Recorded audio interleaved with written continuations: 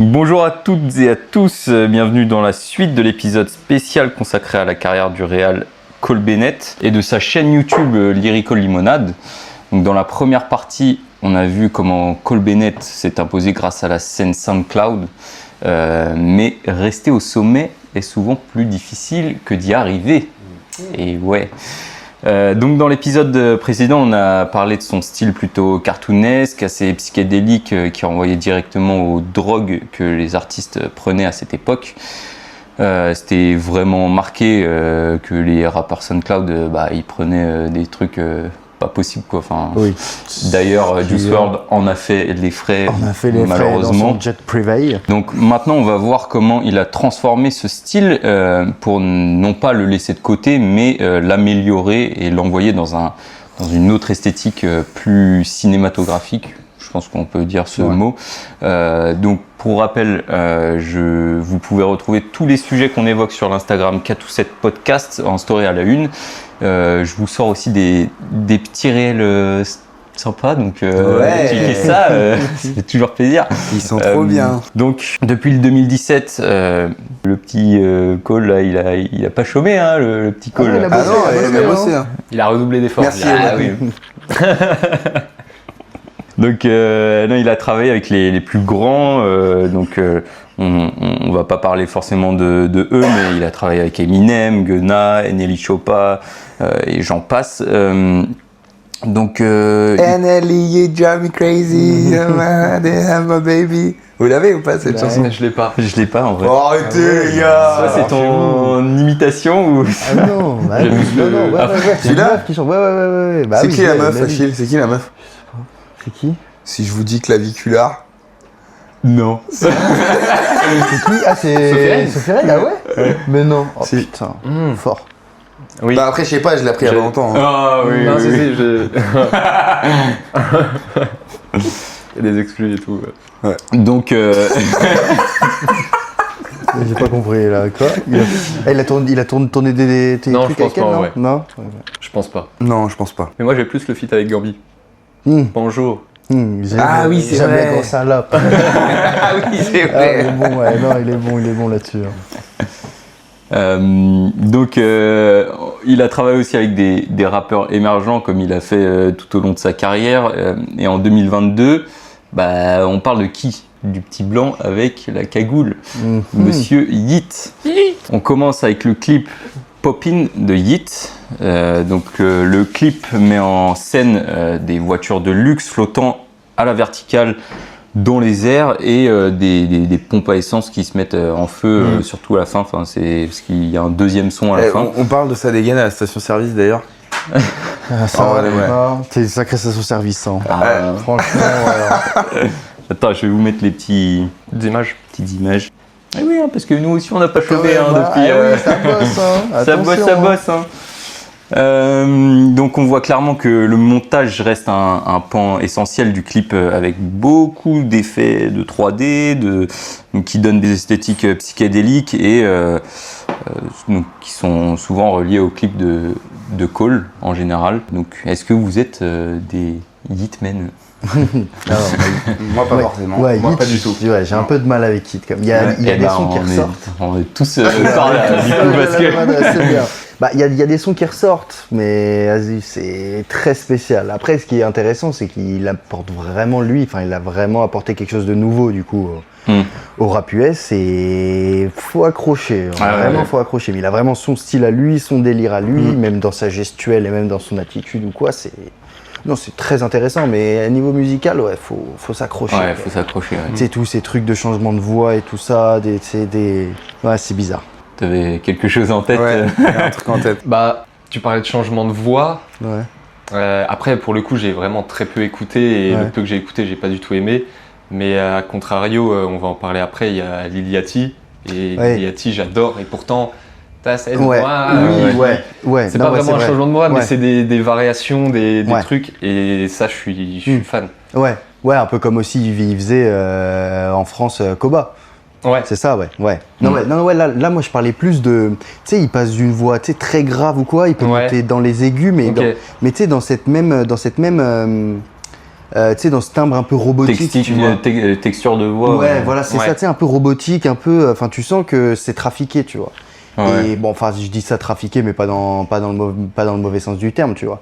Mais ouais, non, faut s'accrocher, franchement. Ouais. Moi, j'avoue que c'est, je sais pas si c'est le mot, à cause des prods sur lesquels il pose. Oui, aussi, surtout. Parce que moi, c'est vrai que je suis plus dans des musiques où c'est la prod qui est vraiment travaillée, tu vois. Genre, je dis pas qu'elles sont pas travaillées, mais il y a ce côté où c'est souvent les basses qui priment et c'est des grosses basses des grosses 808 qui sont un peu vénères et tout, et c'est vrai qu'il n'y a pas forcément de mélodie qui est apportée, c'est pas la mélodie qui est prioritaire dans ces sons-là, tu vois. Ouais, clairement. Et donc, c'est ça que moi, je kiffe pas trop avec Yeat, et puis même... Et puis même Yeat en soi, je kiffe pas trop son rap. Voilà. Après, il a touché grave des gens et tout. Je sais que par exemple un Théo ou quoi, il kiffe de fou, tu vois. Mais même un Ojoro, un Greg. Oui, Greg, tout ça. Ils adorent. Mais en vrai, ils sont là. Je pense que Yeat c'est un peu le premier qui a fait un peu ce style. Ouais. Mais il y a des mecs comme Yann aussi. C'est IAN. C'est un blanc aussi. Il fait du rap un peu comme ça. Et c'est un peu dans ce même délire de la prod est très simple, mais du coup il y a vraiment les grosses 808 qui grésillent et tout. Et voilà. Après, c'est des styles où il faut accrocher, tu vois. Donc voilà. En termes de visuel, vous kiffez plus là des clips comme ça de Cole Bennett ou plus ceux d'avant ou ceux d'après? Et moi, je pense aussi. Là, c'est quelle année? C'est à peu près 2022? Ça, c'est 2022, ouais. Moi, tu vois, le moment où j'ai le plus, où je pense que Cole Bennett, je l'ai mis dans ma tête en lumière, entre guillemets. Je pense que c'est le titre de Lil TK, Ransom, en 2020. Il avait bien pété ce son. Oui, ce son-là, c'est un peu. C'est son premier, je crois. C'est quoi le clip de Lil TK? Tu sais, Lil TK, il est torse nu. Avec ses lunettes. Avec dans le petit caddie de golf. Ouais, c'est ça. Je l'ai. C'est Cole Bennett qui a fait ça? Ouais. Ok, c'est plus ancien que Yeat. Là c'est 2022 Yeat et Lil TK c'était 2020 je crois. Okay. Plein Covid. Full TikTok. Et c'est vrai que tu vois c'est comme c'est dans la même lignée de tout ce qu'il a fait Cole Bennett, c'est que c'était un rappeur très émergent, c'était un tout petit et au final ça l'a exposé à l'international en un clip, tu vois. Donc c'est ça qui est fort avec Cole c'est que il propulse des gens comme ça encore maintenant. Parce qu'il a la notoriété qui va derrière et aussi il a énormément de gens qui le suivent, tu vois. Alors si vous écoutez, si vous entendez un radiateur, un avion qui décolle, c'est l'ordi, il passe la spi. Oui, c'est ton PC qui fait ça. Ouais, c'est mon ordi. Non, c'est pas l'épisode ordi. Moi, si je dis pas de bêtises, j'ai connu. Enfin, je pense, comme tu as dit, j'ai vraiment mis de la lumière sur Cole Bennett vers ces années à 2021-2022. Et je me demande si c'est pas toi ou ton frère qui m'a montré ça. Peut-être. Je me rappelle d'un soir chez moi. Mais ce clip, tu vois, c'est marrant. C'est vraiment le juste milieu entre ce qu'il a fait dernièrement et ce qu'il faisait au début. Où vraiment, au début, tu avais ce truc dont on parlait tout à l'heure, tout ce qui est drogue et tout, qui est mis en avant. Drogue et tease. Là, on le voit. Exactement. Là, on le voit avec une évolution visuelle, mais tu vois, il y a toujours ce truc, tu as les transitions avec la ligne, le gobelet qui se renverse et tout, et même les voitures qui volent, qui peuvent... avec beaucoup de 3D. Qui peut faire référence à justement le mec, il est sous substance et il voit des trucs de ouf. Mais là, on sent qu'il a passé un cap esthétiquement parlant. Ouais, carrément. On a toujours de la 3D qui est un peu... un peu dégueu, ouais. Je me demande si c'est pas fait exprès. Un peu dur. Je me demande si c'est pas fait exprès. Je pense que parce que quand tu vois les voitures qui volent, c'est ultra bien fait. Mais par contre, tu vois les flammes dans la station-service, je trouve ça plutôt mal fait pour le coup. Enfin, quand il y a les flammes. Ouais, là en regardant, c'est vrai que c'est pas. Déjà, si jamais il y a des flammes dans les stations-service, ça explose, donc c'est pas. Pareil, quoi. Putain, faites un truc au moins, les gars. Un effort. Donc pour les écouteurs, pour les écouteurs, non, pour les auditeurs. Pour les auditeurs, c'est à la fin du clip, il y a une station-service qui est en feu et où Yeat rappe. Et ouais, c'est vraiment et tu vois, t'as toujours ce truc. Là, c'est le vert. il refait ressortir vachement les couleurs. Et encore plus après, plus cette DA avec la 3D transition de fou. Là, le verre de ligne qui se renverse sur la voiture pour changer d'un plan à un autre. Quand j'avais vu ça à l'époque, j'avais pété mon crâne. Moi qui commençais les clips et tout, j'étais en mode mais le mec est bouillant. Et ouais, c'est à ce moment-là que je l'ai connu à peu près un peu avant. Mais ouais, à cette époque-là, je pense que c'est là où il a vraiment pris un tremplin, même un peu avant, un peu avec Juice WRLD. Oui, en vrai, c'était surtout avec Juice WRLD. Je pense c'est vraiment, ce clip-là avec Juice WRLD qui l'a fait connaître au monde entier, tu vois. Et après, il a confirmé ça avec Yeat, tout ça, quoi. Ouais, mais c'est vrai que ce clip-là, tu vois, là, on commence vraiment à avoir un truc abouti, j'ai envie de dire, tu vois, je pense que, tu vois, si c'était pas Yeat, ça aurait pas trop de sens, ce clip-là, tu vois, ça va vraiment avec son ADN, tu sais, un mec un peu, j'ai envie de dire déchiré, mais physiquement, tu vois, pas mentalement, tu vois, tu sais, tu le sens même dans comment il pose dans ses sons, ses prods et tout ça, tu sens que c'est un peu arraché, tu vois. Et le fait que t'as plein de voitures qui volent, que le truc renverse son truc, qu'il y a des transitions où la caméra tourne de machin, des trucs, ça colle de ouf, quoi, tu vois. C'est vraiment... Bah ouais, c'est ça. C'est qu'il se colle à chaque fois à ses artistes, et même s'il a son style, Cole Bennett, je parle, même s'il a son style vraiment de cartoonesque, 3D, psychédélique, etc., il se colle aussi à l'ADN de l'artiste. Genre, il va pas faire un truc totalement à l'inverse de l'artiste. Quand je regarde un clip de Yeat, ou si je regarde un clip d'un autre artiste qui produit, on va reconnaître l'artiste derrière. Exactement, c'est plutôt pas mal. Après, bon, là, pour ma part, là, le clip de Yeat, en vrai, si je l'avais vu, je pense à l'époque, j'aurais, je pense, vraiment kiffé. Là, il y a ce côté, avec les 3D un peu vieillottes, machin, où je me dis, bon, c'était en 2022, tu vois, donc, ça reste ces années-là, tu vois. Mais je peux pas retirer que quand il y a les voitures qui volent, même là, les plans dans l'usine avec tous ces gars et tout, ça c'est vraiment stylé, même maintenant. C'est dark, tu vois. Donc non, c'est quand même moi je trouve que c'est un bon clip qui montre justement cette évolution de Cole Bennett, et surtout, comme tu avais dit, Ewan, c'est vraiment l'entre-deux de ce qu'il fait maintenant et de ce qu'il faisait à tout début, tu vois. Donc ça, c'est cool. Des plans esthétiques, plus des effets 3D, ce truc un peu moins cartoon qu'avant, mais plus psychédélique, plus fou, qu'on retrouve après avec Drake Liliati, là, la chaîne. Vous avez ce plan, il a une chaîne d'un petit bonhomme avec un marteau. Ah oui. Et ça fait transition. C'est le logo de Concrete Boy de Liliati. Ok. Je savais pas. Il a plein de chaînes comme ça et tout. Et je trouve on en parlera plus quand on verra Liliati, mais moi c'est un artiste que je kiffe de fou. Donc, si vous voulez, en vrai, on peut passer au clip de Liliati.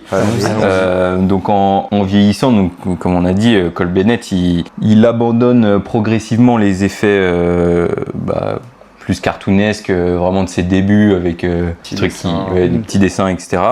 Mais ça veut pas dire qu'il devient plus classique, parce qu'on arrive donc dans la partie que j'affectionne le plus. C'est bien parce qu'on parle de Liliati et on passe au clip Tesla de Liliati. Donc au fil des années, Liliati et Cole Bennett, ils ont pu pas mal collaborer avec des projets musicaux. Donc là, on prend ce clip-là parce que je trouvais qu'il mettait vraiment en valeur vraiment le nouveau Cole Bennett avec toutes ses couleurs et ses plans hyper cinématographiques. Il a travaillé aussi, je pense, avec le réal de Liliati parce que Liliati, il a un réal à lui. Enfin, je crois que c'est un pote à lui. Voilà. Tous les clips que tu vois pas dans Lyrical Lemonade, c'est ce même réal qui réalise. Donc Liliati, il a quand même ce truc avec Cole Bennett, mais avec son réal aussi. Ouais, d'accord. Qu'il le cadre bien, quoi. Donc, donc c'est dans ces clips-là, c'est un style beaucoup plus cinématographique avec plein de couleurs plus assumées et un style, j'ai envie de dire, plus mature. En tout cas, c'est mon avis. Donc, on voit notamment Liliati dans plusieurs endroits d'une maison et lui-même dans différentes tenues toutes en total contraste avec les couleurs très pop des différents lieux de la maison. Cole utilise des plans assez simples mais souvent statiques avec des belles compositions d'images. Il y a parfois des transitions aussi comme il aime faire. Il y a souvent ce que j'aime bien aussi, Liliati qui bouge sa tête et du coup ça fait des transitions assez stylées. Donc voilà, est-ce que vous préférez ce genre de clip de Cole ou comment vous le réceptionnez? En fait, pour moi, les premiers clips, il y a plus ce côté un peu nostalgique, tu vois, de l'époque, des artistes, etc. Là, il entre dans une nouvelle forme de son art. Oui, tu vois, comme tu dis, il prend des plans un peu plus cinématographiques et tout. Donc pour moi, c'est juste qu'il arrive à un certain stade de maîtrise de ce qu'il fait, quoi. Ouais, donc c'est cool. En vrai, c'est un peu le même ressenti. Genre, je pense que c'est une question de maturité de réalisation, tu vois. Ouais, c'est clair. Et puis la manière dont les outfits fonctionnent parfaitement avec les décors, moi, je kiffe l'idée. Sur le rond là, avec ça va trop bien. Le blouson vert et jaune et le sol vert et rose. Les tiroirs en jaune et tout. Non, franchement, la colorimétrie. La maison rose avec sa doudoune là. Non, la colorimétrie a été particulièrement réussie, Et même moi, je trouve ça intéressant aussi le contraste de, tu sais, c'est un clip, hormis au niveau des couleurs, j'ai pas trouvé ça extravagant, on va dire, tu vois. J'ai trouvé ça plutôt, j'ai envie de dire calme, même si, bon, voilà. Mais plutôt calme, et en plus quand on connaît Lilioti qui est un peu voilà, bon, j'ai pas regardé tous ses clips, mais quand t'entends ses sons, mettons même Poland là, tu vois, tu t'attends à un clip assez déjanté, assez fou, quoi, tu vois. Et donc là, le fait qu'il fasse vraiment un truc un peu plus calme, un peu plus vraiment, ou qui vraiment il se concentre vraiment sur le plan et sur les couleurs, c'est intéressant, c'est agréable à voir en fait, tu vois. T'es pas surchargé de. Vous pensez choses, que quoi. Justement c'est aussi grâce au choix du lieu, parce que c'est une maison assez, c'est une maison assez classique, genre de quartier pépère, tu vois. Qu'est-ce que ça crée pas justement ce truc un peu calme, aussi, mais avec de ramener les couleurs, ça fait vraiment un truc un peu déjanté. Oui, c'est ça, parce qu'aussi tu vois dans ce genre de clip rap US et tout ça, on s'attend vraiment à avoir une putain de maison, une grande piscine, un grand truc ou quoi, et de retrouver une maison un peu plus intimiste, on va dire, un peu plus populaire. C'est intéressant, et c'est un choix qui, honnêtement, ça a du sens, et ça dénote un peu de tout ce qui a été proposé, du moins depuis toutes ces années dans le rap US, quoi. Donc c'est intéressant, franchement. Après, bon, le son, moi, Lilioti, c'est un peu spécial quand même. Bon, il y a des sons qui dénotent forcément. Moi surtout, celui que je kiffe, c'est Coffin, je crois. Ça me dit un truc. Ouais, Coffin. Bah tu sais, c'est sur TikTok, vous l'avez forcément vu. Tu sais, quand il arrive sur scène. Qui danse comme ça là, tu vois, ce son-là aussi, il est très spécial quand tu l'écoutes en première. Et aussi, c'est ça que j'aime bien chez Lilioti, c'est que mettons, faut écouter plusieurs fois ses sons pour vraiment commencer à l'apprécier. Comme tu vois, t'écoutes une première fois Poland, t'es en mode ok, d'accord, où je vais, c'est qui lui, qu'est-ce qu'il a pris, enfin il est trop bizarre, genre. Et tu l'écoutes 2 fois, 3 fois, 4 fois, et tu commences à bouger la tête un peu, tu vois. Et même ses feats, c'est rare qu'il se rate, quoi. Ah oui, non, à chaque fois il dénote, limite il est un peu supérieur dans ses feats. Moi j'avoue que moi je suis grave fan en ce moment de Liliati depuis quelques temps là, mais c'est vrai qu'au début de sa carrière avec les brocolis, tout ça là, c'était genre en fait je le mettais un peu comme les Juice WRLD et tout. Je me disais putain, bon, c'était un autre délire que Juice WRLD, mais Liliati j'étais en mode vas-y, c'était des trucs où il faisait genre c'était marrant plus que c'est un vrai artiste, marrant, lui il prenait ça au sérieux. Parce que j'ai aucune idée de en ce fait, qu'il faisait avant. Je sais pas en fait. Il faisait des trucs à me dire que c'est un mec qui prend tout au sérieux, tu vois. Pour moi, il fait juste, il kiffe. Et derrière, derrière ça pète, quoi. Quand tu vois le personnage, c'est ça. Ça, c'est un mec qui kiffe, il est toujours souriant, et toujours. Mais c'est ça qui est génial avec ce mec, tu vois, parce que genre là, j'en avais parlé un moment dans un épisode, mais quand il fait le clip de Orphan Bank Account. Oprah's Bank Account. Avec Drake. Ouais. Genre, il se met en scène en tant que aussi, Oprah. Ouais. Et du coup, il se déguise en meuf et il interagit avec le public en mode. Il a pas peur de se ridiculiser aussi. Ouais, c'est ça. C'est trop génial, les artistes comme ça. Ils se prennent pas la tête et ils ont envie de faire ça.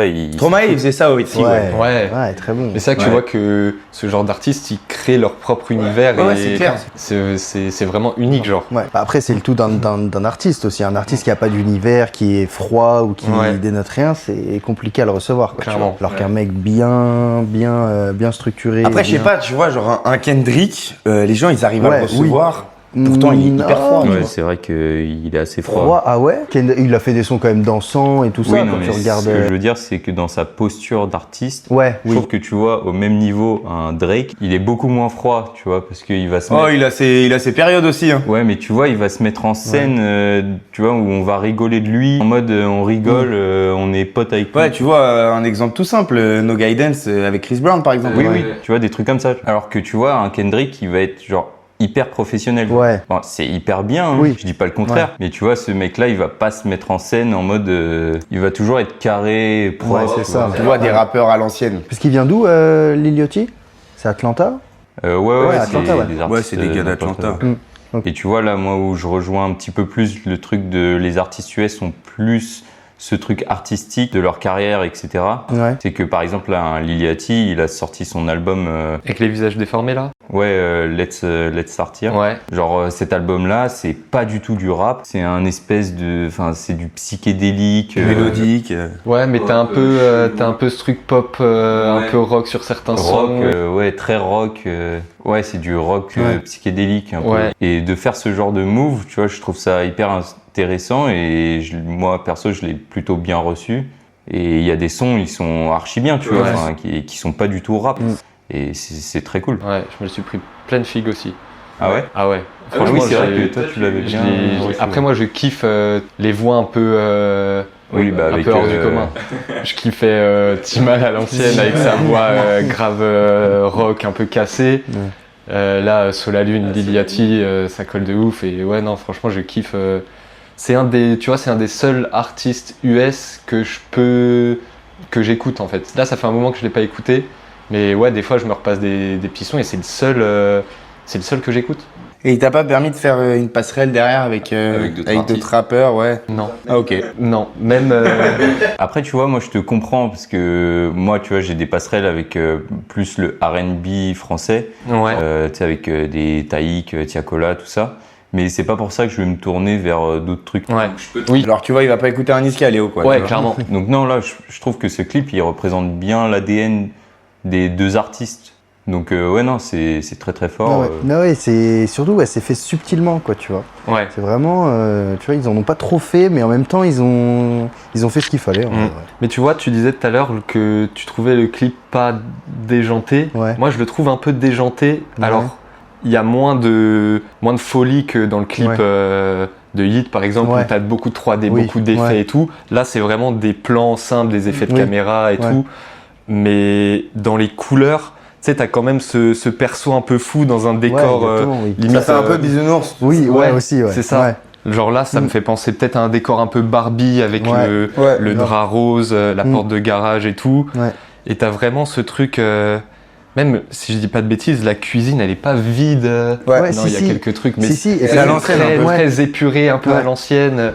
Et ouais, moi je le trouve quand même assez décalé en fait. Très décalé. Bah oui. Et c'est ce que je voulais dire aussi, c'est que qu'aussi j'ai l'impression que c'est vraiment en fait le personnage de Lil Yachty qui ramène un peu cette folie en fait. Tu sais, c'est grave dansant, tout ça. Ouais, mais et puis même tu vois le plan, ce plan-là, celui-là où tu le vois, il est comme ça, le plan sur la barrière. Mais et t'as l'impression que c'est mal cadré, et c'est mal fait, mais alors que en fait non, tu vois, et ça transmet bien, tu vois. C'est comme aussi un autre plan quand il est dans la cuisine, j'ai remarqué ça. En fait, le plan il est cadré, mais derrière le... Ah oui, derrière avec le bar. Ouais, exactement. Et t'as les trucs comme ça, et tu vois l'Iliotti qui est coupé là, tout ça, machin truc. T'as l'impression que c'est mal fait, mais en même temps, c'est beau. Et ouais, exactement, et ça passe super bien, tu vois. C'est là où tu vois qu'il a pris vraiment une maturité au niveau de la compo d'image, parce que qu'il y a vraiment des beaux plans, genre là, il y a des plans où vraiment il va chercher de la symétrie avec l'Iliotti qui est par terre et tout, en regardant un peu partout et tout. Et ça, je trouve que c'est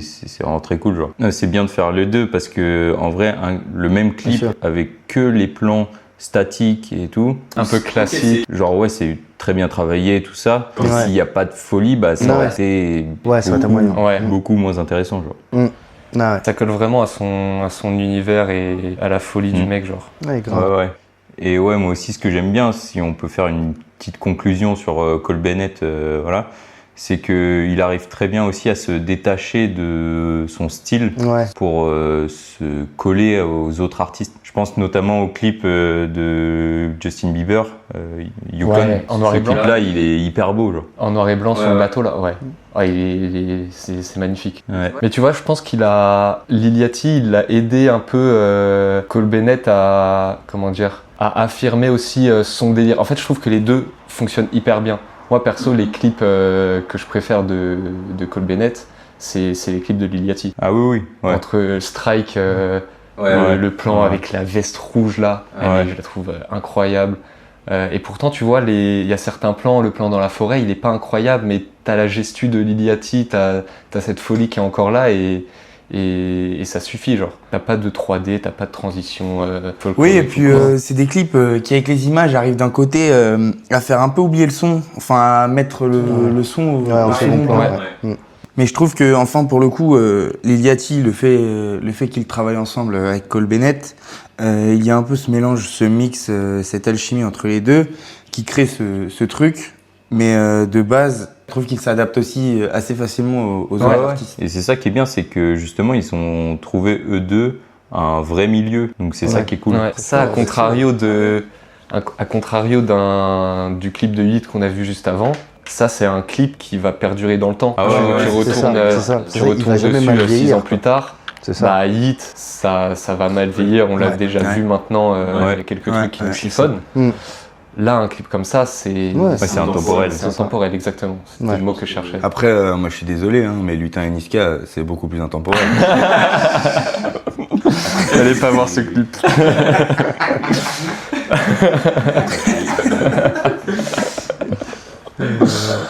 Non.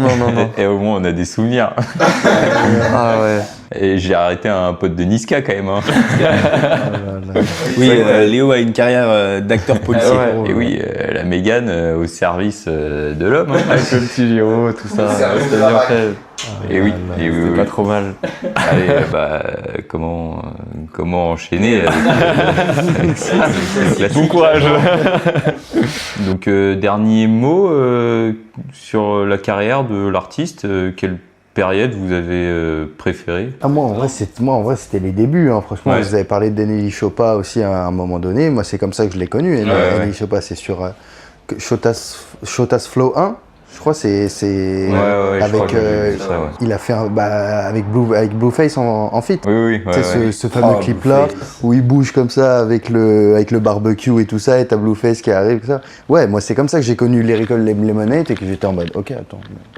Bizarre, c'est qui ce mec là, Lyrical Lemonade là, c'est bizarre un peu. Et donc voilà, moi franchement, je pense que c'est ses débuts qui m'ont vraiment marqué, et puis même aussi comme t'as dit avec Lil TK là, Ransom. Ouais, moi je pense que c'est Lil TK. Ouais. Et puis sinon à part ça, après j'ai un peu perdu de vue, tu vois. Ouais. Vraiment après, peut-être début 2020. Après j'étais en mode bon, vas-y, allez, hop, c'est bon, genre. Après il y a les parties Juice WRLD aussi. En fait, j'avais du mal à l'associer au clip de Juice WRLD directement. Ouais, ok, ouais. Ouais, tu te disais, c'est ce clip-là. Ouais, c'est ça. Oui, mais tu vas pas. Là où j'ai vraiment remarqué Lyrical Lemonade pour le coup, c'est avec le petit logo, etc. C'est avec Lil TK. Moi, ayant découvert du coup un peu tard, vu que j'écoute zéro rap ricain, moi je me le prends en 2022 avec déjà des très gros clips. Donc forcément, je kiffe plutôt le Cole Bennett récent, et notamment les clips vraiment épurés, sans trop d'artifice. Bien que un qui m'a choqué, qui est très simple entre guillemets. Enfin non, il n'est pas très simple. Les plans et le décor restent assez simples, mais t'as un travail de 3D qui est monstrueux. C'est le clip justement Lil Yachty Drake. Avec ce truc, j'y reviens, mais le truc de la chaîne qui s'anime, boum, c'est Lil TK qui avance avec pile le bon mouvement. Lil Yachty, pardon. Et d'ailleurs là, si je dis pas de bêtises, il arrête les clips. Enfin, il y a toujours Lyrical Lemonade qui continue à faire des clips et tout, mais lui, il se dirige plus vers... peut-être c'est une... Fake news. Une fake news que j'envoie. This is fake news. Ouais, j'arrive pas à faire Trump. Mais si je dis pas de bêtises, là, il voulait se concentrer plus sur d'autres projets, peut-être un peu style cinéma ou quoi. Je sais pas si vous avez vu ça passer. J'ai pas vu ça, mais ouais, c'est peut-être possible. Hein. Bah, parce que je pense que là, déjà, il doit plus faire beaucoup de réal. Oui, je pense qu'il est arrivé à un niveau où maintenant il délègue. Il doit être pris par pas mal de bails.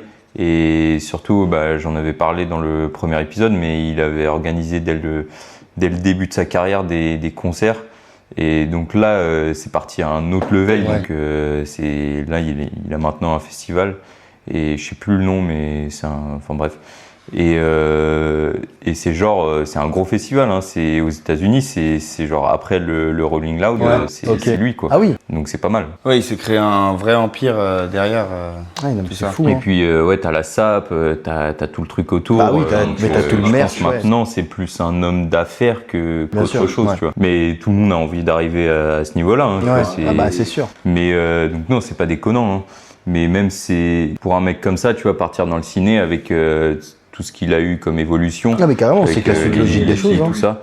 Bah franchement, ça c'est pas déconnant quoi. Ouais. Donc après, faut quand même faire attention parce que souvent dans le milieu du cinéma, les clippers, ils sont souvent, enfin ceux qui sont aficionados du clip, ils ont souvent une étiquette et des fois ça passe pas. Donc des fois c'est pas très bien reçu par la communauté, mais bon, faut faire attention à ce qu'il fait quand même et tout, parce que ça peut être intéressant. Est-ce que justement, il y a des mecs qui sont passés du clip au cinéma ? Ouais, il y en a plein. Hein. En français, t'as... Parce que j'ai le sens inverse, où des réalisateurs font du cinéma et derrière réalisent des clips, mais j'ai pas l'inverse. Les Misérables ? Non, c'est pas Les Misérables. Attends, pardon, je dis n'importe quoi. Non, en français, t'as Gilles Lelouch qui faisait des clips avant. Oui, il est pas... Oui. Il faisait des clips avant. Non, c'est lui qui a tourné des clips pour NTM. Arrête. Ah putain, je savais pas. Donc à l'époque, il faisait ça et après, il s'est tourné vers le cinéma, il est devenu acteur et tout, mais à la base, il fait de la réal, quoi. Et aux États-Unis, t'en as plein aussi, tu vois. Genre les plus connus, t'as David Fincher, Spike Jonze, tout ça. Et oui, si, Les Misérables, c'est réalisé par Lajli, qui avant était... putain, j'ai plus du tout les noms en tête. Avant, il faisait des clips avec... j'oublie tous les noms, là. Je vais retrouver ça. Donc ouais, moi, Cole Bennett, c'est vraiment à partir de... Quand il a commencé à faire ses bails avec Lil Yachty, que j'ai vraiment commencé à apprécier son art. Ouais. Quand il a commencé à faire des trucs beaucoup plus cinématographiques et tout.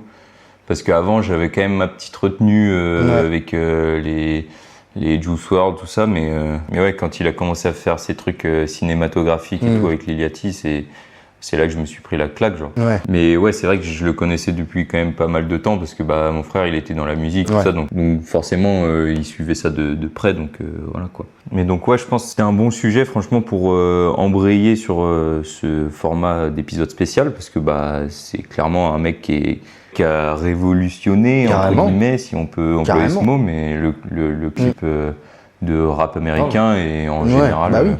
oui, il a réussi à apporter de l'engouement sur un truc qui normalement... Bon, après, ça paraît un peu logique d'assimiler un visuel à une musique, tu vois, mais dans les faits, en vrai de vrai, la musique, tu l'écoutes, tu la regardes pas, tu vois. Donc, mettre un visuel et réussir à que ce soit bien, tu vois, non, franchement, c'est fort. Ouais. Vraiment, il est très fort.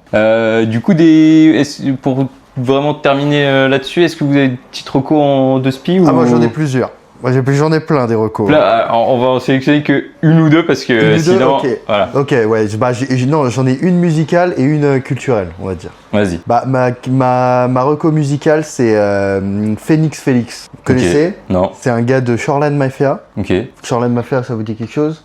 Avec O'Gazy et Phoenix Felix, du coup. Ils ont créé un groupe et tout ça. Mais vraiment, attends, je vais vous faire écouter carrément. Si vous connaissez pas, c'est quand même fou. Genre ça vous dit rien? Non. Ça me dit rien. Ça me dit rien. Charlan Mafia. Et bah, c'est lui là, Phoenix Felix. Et c'est ce fou, il a sorti un son. On retourne le Mousser. Écoute. Faut l'écouter plusieurs fois, tu vois.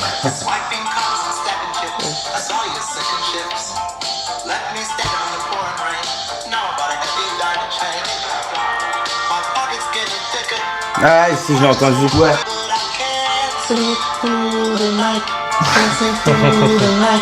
Ah non, il est trop bien ça. Voilà.